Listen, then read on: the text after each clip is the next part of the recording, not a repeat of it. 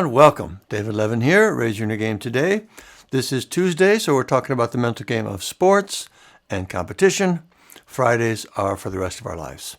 This week, I want to share another mental game lesson from Roger Federer. The last one, some weeks ago now, was more of a general approach, a way to reframe failure. Very helpful, powerful. This one is much more specific and also just incredibly powerful. This came out in an interview he did. I don't remember where I originally saw it. It might have been a post on Instagram. But basically, it's a 15-second mental routine he goes through between points to get ready for the next one. There are 3 parts, 5 seconds each. Obviously, it goes by very quickly, but there's a ton of wisdom and insight in each piece. So we'll take them one by one. Step 1, feel and embrace the emotion of the previous point. Whatever it is, if you're happy, if you're disappointed or frustrated or angry, doesn't matter. Just let yourself fully feel that for 5 seconds. This is so smart for several reasons. One thing, it keeps you in the moment. The feelings are real. They have real power. Accepting them, embracing them, is just a very real and present thing to do. You're not stuffing them down, not going off into your head, not beating yourself up about them. Just feel them, embrace them, let them wash over you. Another thing this does is take away their power over you. The reality is, feelings, even intense feelings, come and go pretty quickly if we let them. The problem comes when we fight them, when we get wrapped up in them, thinking about them, judging them, resisting them. If we can just let ourselves feel them, they'll dissipate much more quickly. We don't have to be afraid of strong feelings. We don't have to fight them. Just feel them, embrace them, let them go. So that's step 1. Whatever you're feeling from the last point, feel it fully for 5 seconds. Step 2, and I think this might be my favorite one, is to relax mentally and physically. So you pull your attention away from the feelings now. Okay, we're done with that.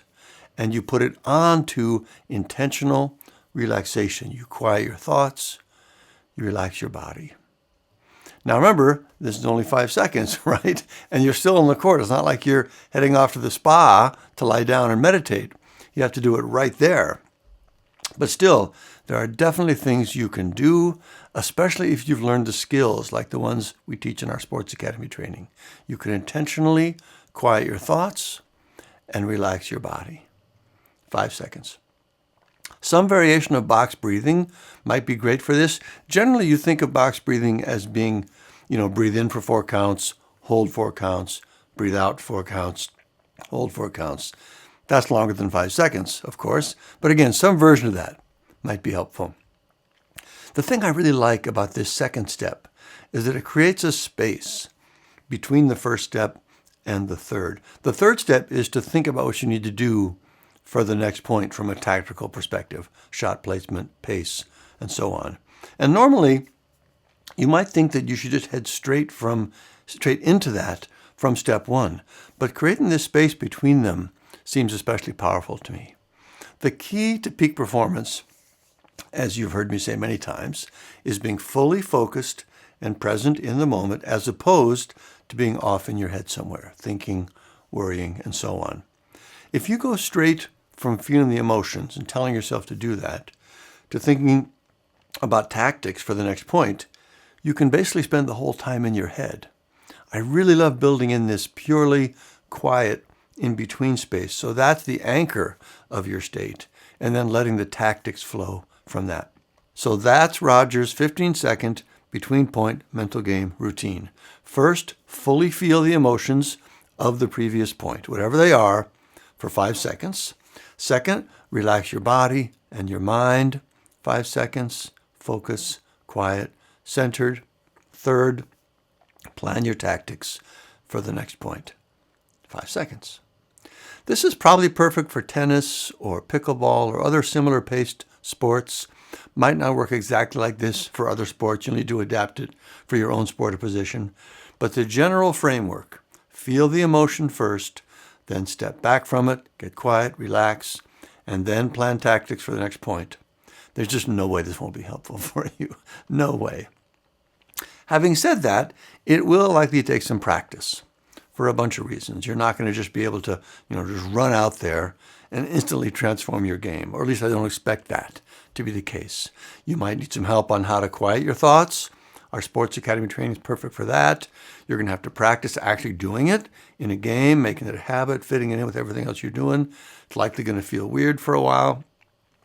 But I would still strongly recommend you commit yourself. Like seriously, make this a part of your plan to boost your game, to adding something like this to your game, and just do whatever it takes to turn it into a habit. Again, this is Roger Federer, okay? One of the all-time great tennis players. 20 majors, won Wimbledon 5 times in a row. And tennis is, of course, the hardest mental game of all, at least in my opinion. So if this is what helped him perform at that level, we should first thank him for telling us about it, and then get to work on putting it into action in our own game. To learn more about how our mental game training can help you with this, there's a link here in the notes, raisinyourgame.com. Otherwise, that is our second Roger Federer mental game lesson. Super powerful.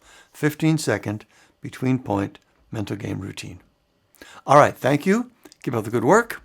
I'll see you next time.